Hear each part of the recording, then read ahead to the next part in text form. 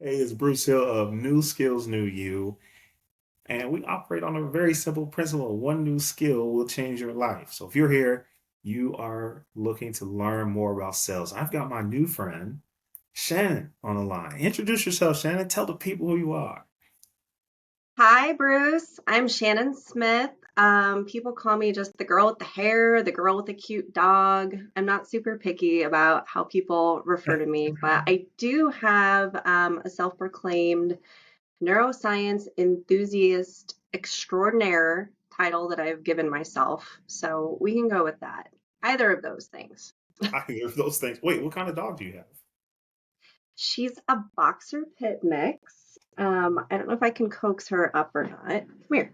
So bring her Usually on. she just looks at me unless I have food. So come here. Understandable. Come here. Come here. No, are Oh, you being shy? come here. She's like, oh, I hate you, Mom. Oh, there she is. Ah, my belt is up. Come here. No? All right, Like, fine. nope, You don't I'm have to be going on away. our. Thanks for introducing us to your furry friend. Yeah. And I love that because I really wanted to keep this casual, but I've been in sales for about 15 years now. And you start to see like patterns where you meet some really amazing people. And I knew if we had a conversation, we started diving into it, we're going to get to the end and be like, oh man, we should have recorded this. So I'm being preemptive. I don't have a podcast. I don't have what's the word I'm looking for? Like a format. But there are some things I selfishly want to ask, and then anything you want to sell or share. So let's start at the beginning. How do we get connected? How did we get connected? I think we were Mhm. in a LinkedIn sales group, and I think I saw a comment of yours, and I thought, hey, this Bruce guy's got some interesting things to say. I'm going to connect with him. And I think that was it. So that's a powerful lesson right there is show up, share ideas because people can't work with you if they don't know who you are. But Mm-hmm. being a sales professional doesn't mean you have to be pushy. You don't have to be rude, right? Just share some value and you'll attract the right people. So here we are. And one thing that I liked when I was like, who is this? Right. So you send me a message. I look, I'm like, who is this? I look at your page. You have a very different approach to what we think about sales. And that starts with neuroscience. So for all my nerds, yes, you tap in. For everyone else, it's like, oh, neuroscience, that sounds complicated. Give them a brief introduction and let them know it's not so scary. That's actually really cool, a lot of fun. What is neuroscience in your own words? Well, I mean, neuroscience is the study of our brain Mhm. at a high level. Um, and a double click to that is neuroplasticity, which is really what got me sucked in. And neuroplasticity is our ability to shape our neural pathways and synapses based on experience and our environment. In fact, I think it's every 10 minutes our brain is rewiring, Mm, but I also have seen studies that the rewiring happens at night. So there's it's kind of an interesting discipline because it is kind of new. I mean, up until the 50s, it was a wide held belief that our brains stop developing after childhood. Only since about the 50s or 60s with Donald Hebb have people really understood that it is plastic even into adulthood, pretty much until you're dead. You can change your brain and have it suit you and your habits. And so, yeah, it's fascinating. And we can talk about how I got into neuroplasticity, but sure. the point is, you can shape your life, and that is not really well communicated. And so, yeah, it just has so many impacts, and sales is one of those in addition to other kinds of change. So, yeah. There's so much to unpack there. That could be the whole episode right there. Because that's our slogan, right? That's our mantra. Our I won't call it a catchphrase, but not to undervalue it. It's one new skill will change your life. And that was before I knew anything about neuroplasticity and that your brain rewires itself. You said every 10 minutes? Well, some people say 10 minutes, like a couple of studies have said every 10 minutes, but I think some later studies are proving that the actual rewiring happens whenever you are in deep sleep. Interesting. which is another reason why sleep is so important. I make sure and get at least 8 or 9 hours, or I'm very grumpy. So talk to our hustlers out there, those solopreneurs that are wearing all the hats and working 12, 14-hour days. Tell them again, why do they need to rest? Well, as a solopreneur, I'm just gonna say that was the right pronunciation of that word, so I don't have to keep botching it every time I try. But like you said, you got to wear all the hats. So that means likely you're going to be learning something new all of the time. You're going to be trying to iterate and get better to see better and better results. And so the first step is when you are curious about something, there's a whole bunch of neurotransmitters that come out into your brain that says, hey, this is really important. You need to pay attention. And so it allows you to focus. It allows you to learn that new thing, that new marketing strategy, that new LinkedIn connection approach, that new, what does an ICP mean? And so those neurotransmitters happen, and that gives you the attention. And then when you go to sleep, that's when everything rewires. And so it is important to make time for self care, even if you're Mm. a solo entrepreneur, because anything that you're trying to learn that's new, it's going to be very difficult to stick if you don't have that time for the deep sleep for the magic to happen. That's powerful. So this whole time, people say things like, "Oh, that's just who I am. So I was born," or they'll say, "Hey, I'm too old now. Old dog new tricks." Hmm. Really, they just need. I heard curious, and then making time to rest so that they can get that deep sleep and rewire. Did I miss anything there? I mean, basically, you can do whatever you want to do, and the only person that's holding you back is yourself. Mm, mm. Mm. Sounds very motivationally speakerish, but it's true. That's what science says. So science is That's on your side. fascinating. That makes me feel a lot better because I try and tell people, like, look, I don't want you to be a salesperson, just be a salesperson. I don't want you to be the killer closer, the master manipulator. But these skills are going to help you grow your business. They're going to help you turn more conversations into clients. So it's really affirming to say, hey, this is backed by science. So Hmm. let's dive into that a little bit. I Okay. know you study psychology, and Yep. then you have a Juris Doctorate, and so, and now you talk about neuroplasticity and how it can help the individual in the business. Walk us through that educational journey. That sounds like an adventure. Sure. Well, Master of Science was really honestly the most difficult thing because I had to write a stupid thesis, which is a lot of the academic research, which I'm now using all the time, looking for new neuroplasticity and neuroscience studies. So that definitely helped, I guess. And then one of my mentors actually is a subject matter expert for adverse impact cases and disparate treatment cases, and he actually does not have a Juris Doctor, but he sits on in testifies in court all the time on this Mm. topic, and he writes in a scientific peer-reviewed journal article as well that's specific to IO psychology. Anyway, he kind of got me on this law kick, and I was like, yeah, let's do this. This is like a really good niche. And I got about halfway through. I was being clubbed to death by the Commerce Clause, constitutional law, not my thing. And I was like, this sucks because I was consulting full time and going to Ooh. law school. And so, yeah, it was a hard 4 years. It took me 4 years because I was doing both. And by the middle of it, I was like, yeah, I want nothing to do with law. I don't want to be in a basement doing discovery. I don't want to be in a basement crunching numbers, which was kind of my two paths with that niche. So I just said, well, I guess I'll just finish it. And, there we go. So then I was in consulting for a long time, like 20 years, which typically when I say I've been in something for 20 years or somebody says that, it's just more of Like, an oh, indication of you don't people look who've old been enough to have been alive. doing that for 20 years, right? Huh? What do they say? You don't look old enough to have been doing that for 20 years. Oh, man. that is a whole nother story, a whole bunch of stories about that.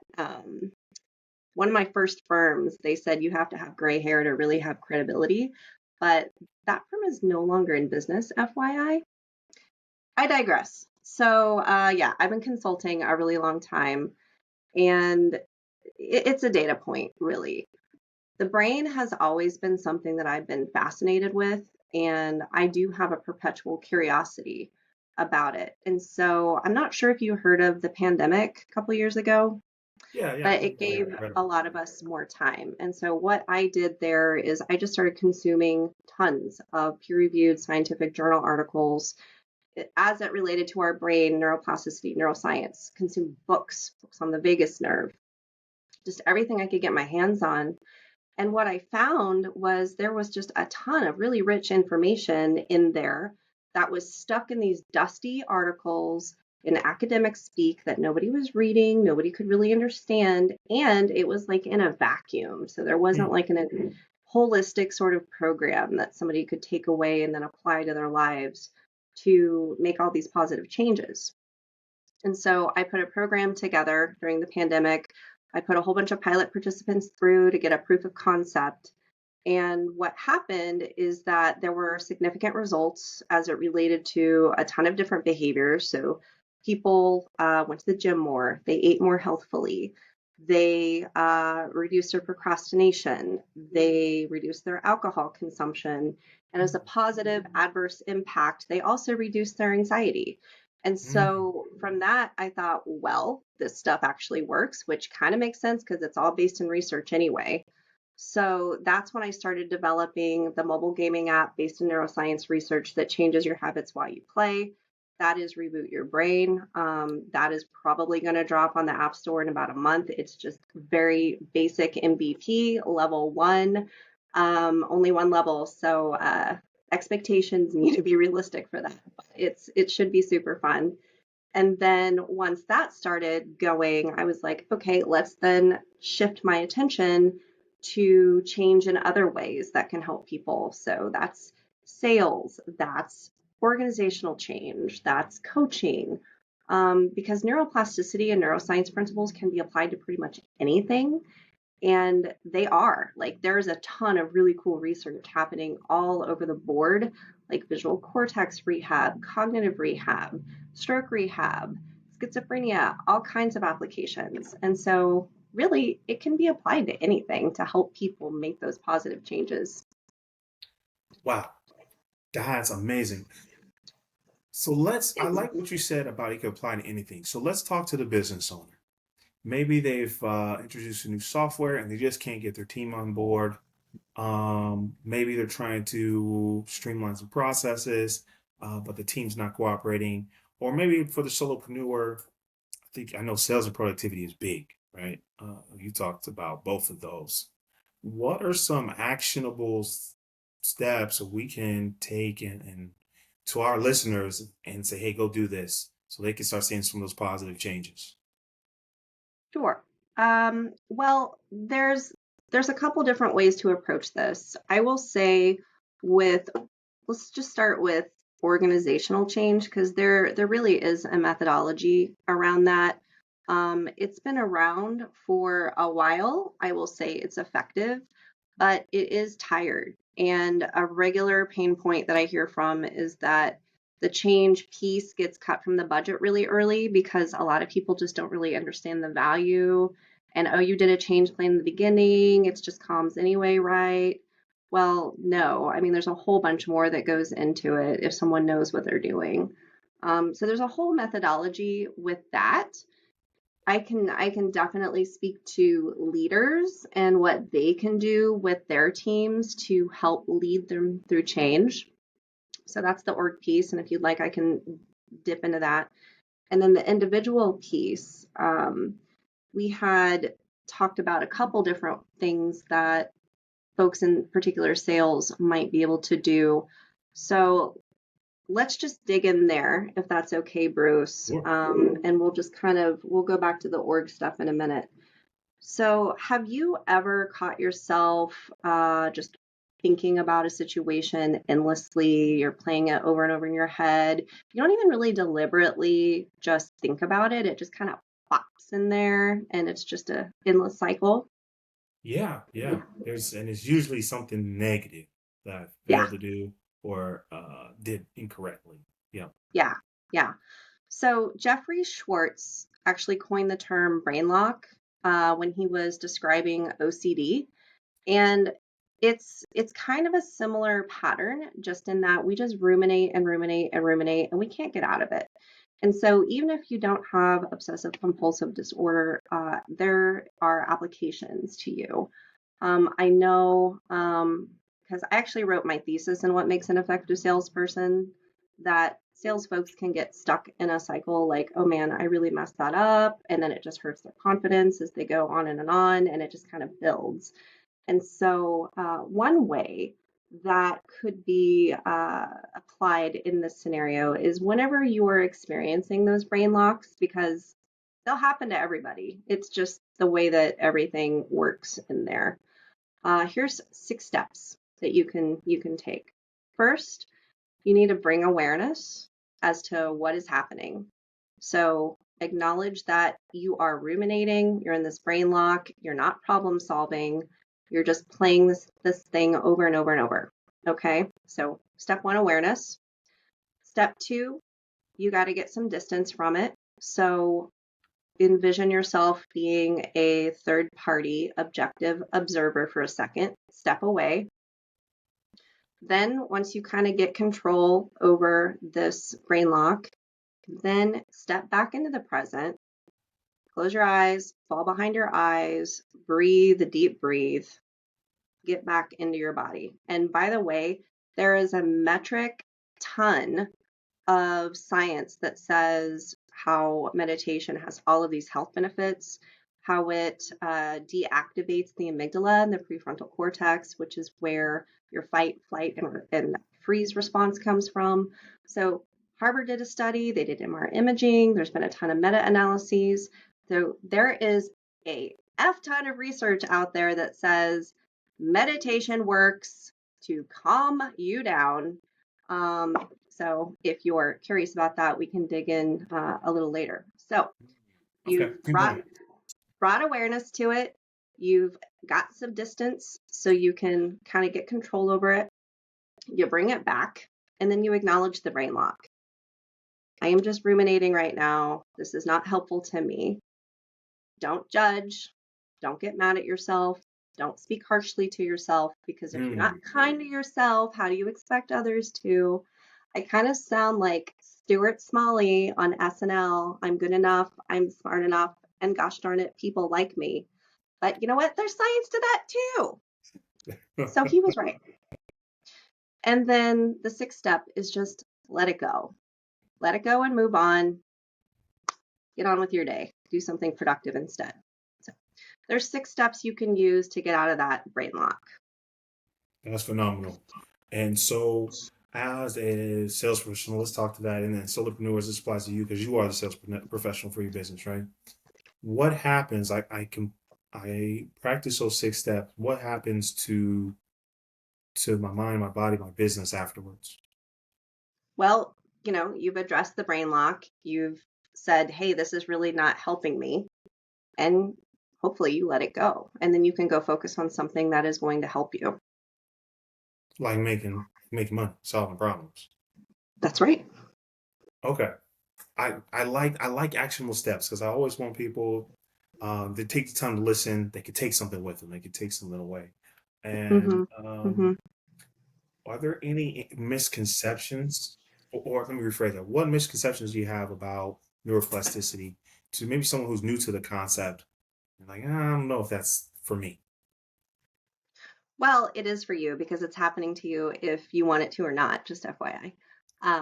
But some common misconceptions would be that the brain stops developing after childhood. Okay. That is absolutely not true. The first person who made that claim was Donald Hebb. He very famously said that cells that fire together wire together. A very succinct and eloquent way of putting neuroplasticity. And so, his first piece of his theory was experience and environment will impact your brain makeup. And then the second component was it happens well into adulthood. And at the time, that was pretty much heresy to say. Like, they laughed at him, they called him names. He didn't feel very good about himself, I assume. I don't know. But there were some more neuroscientists after that who came and studied it as well and found the same thing. So you can change your brain until you are literally dead. It's not too late. That's Uh, so freeing. It's so affirming. It's not yeah, too late. never too Okay. late. Another misconception, I don't know where this number came from, but there's some kind of, like, if you Google how long does it take to create a habit, you'll get the answer of 21 days. Science says, and it varies widely with people for all of their individual differences, all of their environmental factors, genetics, yada, yada. But on average, it takes 66 days. Hmm. So if you're trying to make a new habit in your life, give it at least 66 days. Don't get frustrated early on and quit. I will say, though, the folks in my pilot participant in the pilot program that I put out, they started to report the changes were automatic, like they didn't have to think about them around week 3 or 4. So maybe Hmm. that's why, like 21 days, maybe it starts to feel a little bit more easy and less effort. And I mean, that's how the brain works anyway. When you're doing something new, a whole bunch of new cells come in because it takes all that much effort to make a change. And then once you get good at it and you're efficient at it, the resources go away because they just are not needed anymore and they'll go somewhere else. So it takes 66 days. And Hmm. then the last misconception that I hear a lot is that change is hard. And, that's up to you. It's your choice. It doesn't have to be hard. But if you think it's going to be hard, probably will be. Well, what about someone that argues this? I've been doing this for 10 years, 20 years, maybe my whole life. How can it be easy? I don't think it's not to say that it's easy versus hard, but the point is really it's up to you how you look at it. And so Uh, if you say, you know, I've been doing this for 10 years, but this is not working for me. I'm going to do something else. Your attitude will dictate how easy or hard that is for you. hmm. Choice So is yours. last time, say that last part again. The choice is yours. The choice, and that's what it seems to be coming back to. It's not my Mhm. age or upbringing; those are factors. But at the end of the day, the choice is up to me, and that's very Yeah. powerful. It's very empowering. Last time we spoke, you said a phrase which I love. Talk to us about what is a positive upward spiral. Yeah. So I have a lot of science on this that I want to share. I will just say before we get into the positive side, conversely, there are a ton of studies and science that says just how much negativity impacts your health negatively, which probably isn't a stretch. It seems like maybe it's common sense, but it has it really wears your body down whenever you are negative. So Hmm. again, that's a choice. Like, I'm going to have a good day today, or I'm going to have a crappy day today. That's up to you. So, a couple researchers, Segerstrom and Miller, had a meta analysis and they looked at more than 300 empirical articles describing a relationship between psychological stress and parameters of the immune system in human participants. And what they found is that your immune system functions basically how you positively think. So the dependency is how positively you are thinking equals your immune system. More science. Researchers from King's College in London worked with 102 subjects diagnosed with generalized anxiety disorder to determine whether positive visualization could help the intrusion of negative thoughts.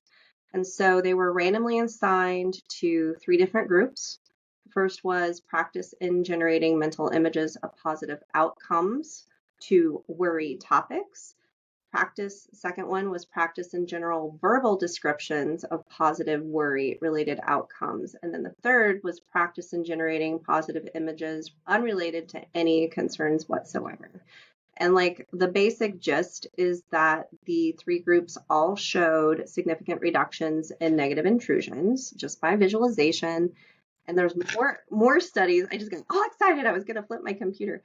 But there's more studies on visualization too that we can talk about in a second. But basically, all participants reported less worry and less anxiety just by any kind of type of positive visualization. So there's some science there. More science in a study of about 5,000 people. Happiness was associated with comparatively better health as measured by health problems, which were self-reported, such as missed days from work due to sickness and hospitalization. And this was over a course of 5 years. So studies found that happy people are less likely to engage in harmful behaviors, such as smoking, unhealthful eating, and substance abuse. Limited data also suggests that short-term positive emotions can affect the degree to which a person engages in those suboptimal behaviors. So, for example, less cigarette smoking, alcohol were associated with recent happy moods. One study predicted a lower incidence of stroke 6 years later, and less injuries in a hockey season. So apparently, if you're a happy hockey player, you get injured less. Hockey players, tell them tap in. Bring Shannon in to teach the team. Optimism, a related construct, was also associated with lowered incidence of heart disease. They followed that up 10 years later with a higher quality of life, better physical recovery, and faster return to pre-surgery behavior. Then we finally get to Fredrickson and Joyner, who found that you can get on that upward positive spiral that you were talking about, Bruce. So essentially, it supports the prediction that positive emotions initiate upward spirals towards enhanced well-being. And so, I mean, that doesn't necessarily mean that you're just sticking your head in the sand and not addressing anything, but it just means you approach the unpleasantness in a more positive and productive way. You think the best is going to happen and that you're not a victim, and all these negative things aren't going to happen. So when you have something positive happen, there is a reward that comes into your brain, the nucleus accumbens. So you get that reward. There's also some neurotransmitters involved in terms of motivation.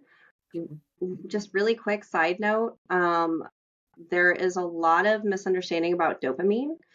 Dopamine is a reward neurotransmitter, but it's not just that. It mainly is responsible for motivation. So there were rats that basically had been stripped of their dopamine genetically, or not surgically. I think it was genetically. Anyway, they took their dopamine receptors away. And what they found was that these rats just laid around. They didn't eat, they didn't drink because they had no motivation to do so. So they just died laying around because there was no dopamine. So point being, there are some rewards that are tied with dopamine, but its main thing is motivation. So there's a dopamine, you do the thing, you get a reward that comes in the nucleus accumbens, and then you're like, hey, that was pretty good. Dopamine's happening again, motivation, and then reward. And so you just keep on that spiral until, for whatever reason, you decide not to have as much dopamine the next day. That's huge because I know, listen, if you're having a depressive episode, please seek help. Mental health is important. But I know, let's talk to that solopreneur again, that sales leader, even an individual contributor sometimes you're just overwhelmed. And so I think we talked about using the meditation and that positive thinking to create a positive upward spiral instead of that the opposite. So that's huge. And I really just feel like just listening to this, because this a lot of this is new to me. It's too much to cover in one conversation. So if someone is like, man, I need some help with this personally, or hey, I really want her to support my team, hockey players, athletes tap in. How do we get in touch with you? Well, you can go to rebootyourbrain.xyz. You can drop me a line there, or you can find me on LinkedIn and send a DM, Shannon Smith, the JDMS, wearing a yellow shirt in the picture. There's a lot of Shannon Smiths, I guess. I'm always I'm not surprised the whenever I only type one. I it. don't know. Okay, so rebootyourbrain.xyz, not Yep. .com, .xyz. Okay, bro. And then the app, um, this will probably be available before the app's out. But we'll make sure that's updated in the show notes, so they can grab the app Yeah. as well. Yeah, Okay. it'll be on the App Store, but very basic MVP. So I want to have realistic What's the expectations for MVP? everybody. What's a MVP? Oh, a minimum viable product. So bare bones. Very well. Okay. All right. Just want to make sure we set that expectation. Um, who do you like working with? Who can you help the most?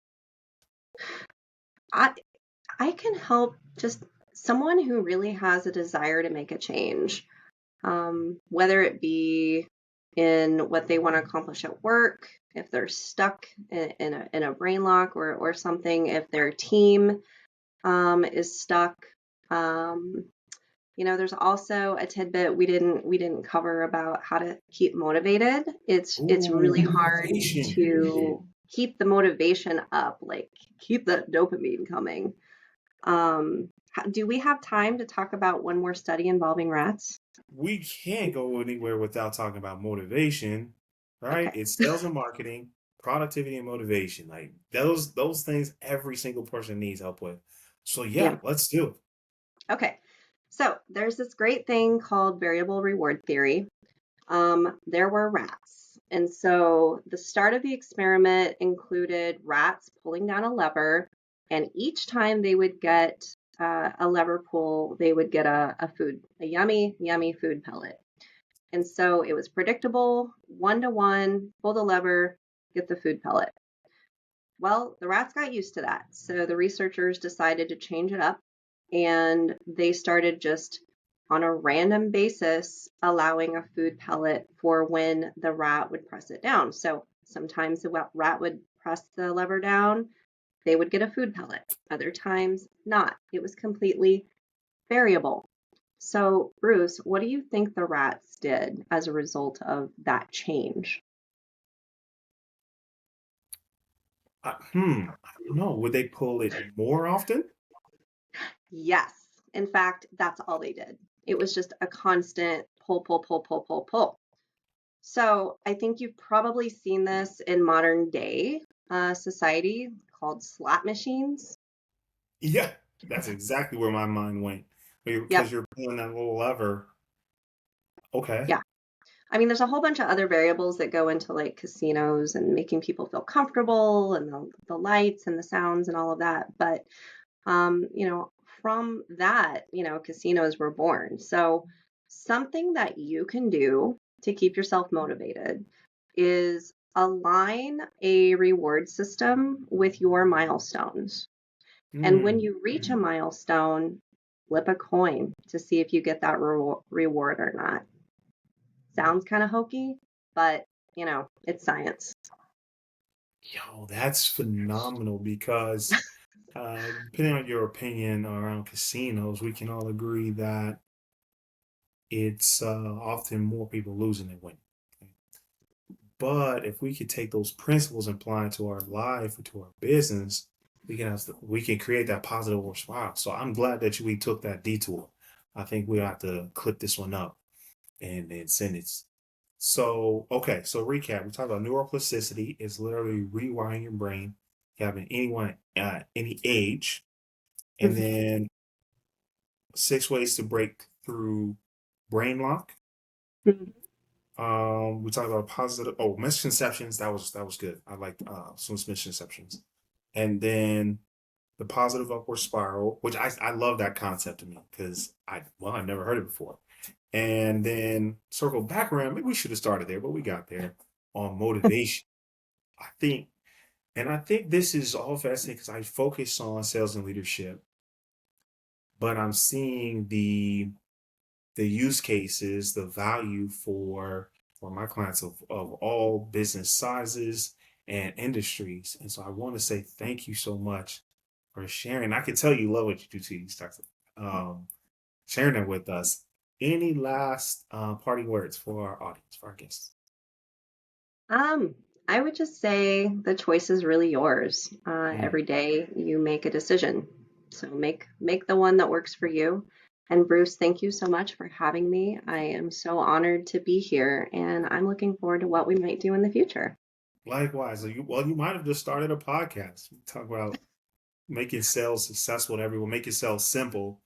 So this is a huge step forward. So thank you. Much appreciated. And I'll get you a copy as well so you can share with your audience. Awesome.